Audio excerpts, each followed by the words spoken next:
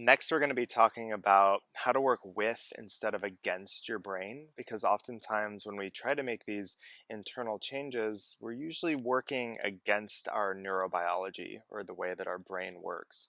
So, we're going to give you some practical ways to actually understand and work with the way that your mind makes these long lasting changes so they feel natural.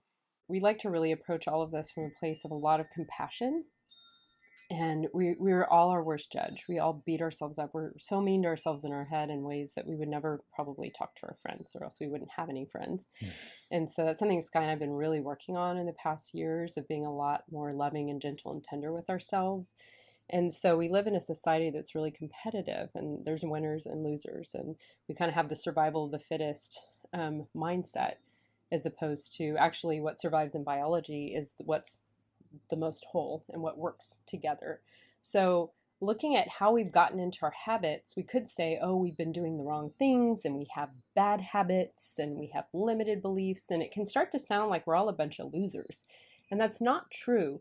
Most of our adaptive strategies and habits are, number one, run by very primal biology that we all have. We're not that different from each other. And number two, so many of our patterns of how we specifically handle things started when we were very young children. I mean, they say your limbic system, neurologists say that your limbic system, which is a very primal part of the base of your brain, it kind of stopped developing when you're two. So when we have a knee-jerk reaction, it's the reaction of a 2-year-old. So we all have that. And so a lot of our habits actually were set, by the time we were two, and we've been carrying them forward often without question a lot of our lives. And usually what makes us change is when what or adaptive strategies stop working and we can see it clearly. So the first tendency is to blame other people in the outside world, but as we start to mature and evolve spiritually, we start to really look inside instead to have those changes. So just remember, anything you're working on changing, know that any of those adaptive strategies, especially if you developed them as a child, you were doing the best you could. You did a good job. You did a good job doing the best you could. But guess what? Now we're all adults and we have the power of conscious choice. So we can choose. We can keep the patterns that work. We all have things we do that are really good, that really work for us. We all have a lot of gifts and strengths. So we can keep all that. But when we see patterns that don't work so well, then we get to make the choice to make new patterns that are going to just get us more of what we want. It's not going to make us win and not be losers or be more lovable. It'll just get us more of what we want. Like we said before, those are the stakes here. So as we explore making these new patterns in ourselves, it's important to understand that it's going to take consistency over time for these patterns to become mature and become something that can actually be an effective adaptive strategy for you.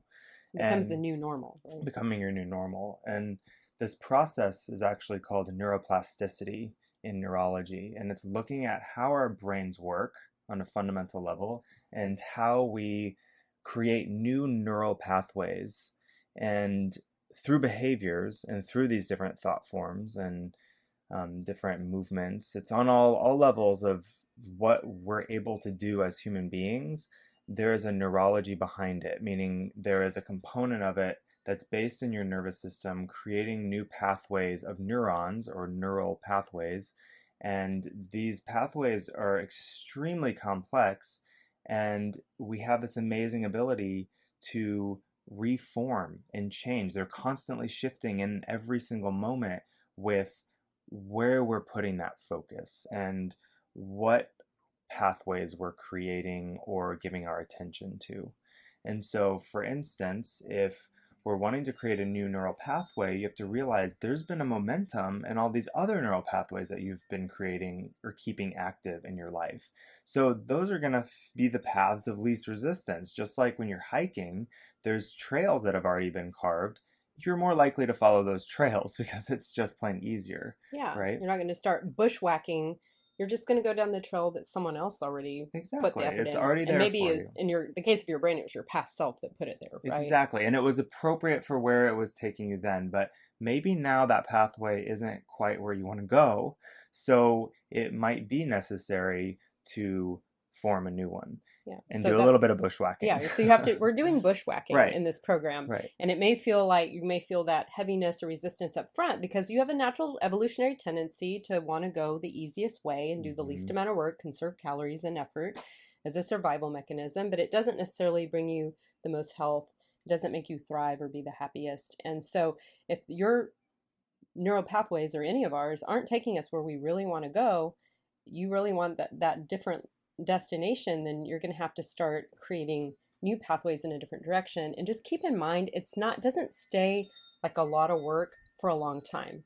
Hacking your way through a forest, that's a lot more work than just kind of reminding yourself to stand differently or breathe differently or exploring new foods or playing with different supplements or just learning more about how your body works and how your Hmm. emotions are tied to your physiology. That's actually a lot more interesting and fun than, you know, And isn't it exciting to know that you can create these new pathways? Like you're not actually stuck in any one way of being.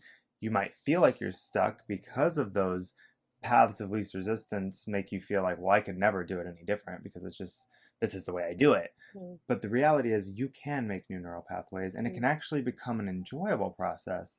Like Tracy said, it might be challenging at first because you're bushwhacking, and then the next time you do it, it's a little easier. And then the next time you do it, it's even easier. And then as you keep doing it and you keep creating this repetition, you start to wear that path and actually open up the neurological pathways so that it becomes your new normal and it actually starts to feel really good. And even just that process of opening can feel really yeah, just exhilarating. moving from a tight space into an expansive space Hmm. feels good. And you just reminded me, Skaya, of this. We have a friend who was talking about working on her posture. And she says, when she first decided to stop slouching and, working on her posture and strengthening her core and things like that, she said, it felt really normal to slouch and it felt really awkward to sit up straight. And it was a lot of work and it was really hard. Hmm. But she kept practicing. She kept working on her core strength. She kept working on her awareness of how she was holding her body. And she said, in not too much time, she said it felt really awkward to slouch, but she said it also felt awkward to sit up straight. But then she kept focusing on it and setting her intention on that and strengthening herself. And then eventually she said it felt the best to sit up straight and then it felt terrible to slouch. Mm. So that's just one example in Yeah. our life that can go across any realm. It can be breathing, thinking, feeling, eating. It could be Mhm. But anything. for all of them, there is this underlying neurological aspect Of of rewiring. rewiring your brain, and you have the power to rewire your brain. And in fact, if you embrace the fact that the awkward and the difficult is that process of making the new pathways and that process of opening, it can really become exhilarating because it's like you're instead of seeing the difficulty as something impossible or something you can't do or how you're a failure, you're actually seeing how the difficulty is, oh, this is my ability to create a new neural pathway. That's amazing. Like I can literally rewire my brain in this way. And you start to follow that. And then you get really into, continuing to practice and getting that consistency, not from a place of I should and I have to do it or I'm never going to make the neural pathway. You're just doing it because all of a sudden you realize, like, this is that opening feeling that I love to experience.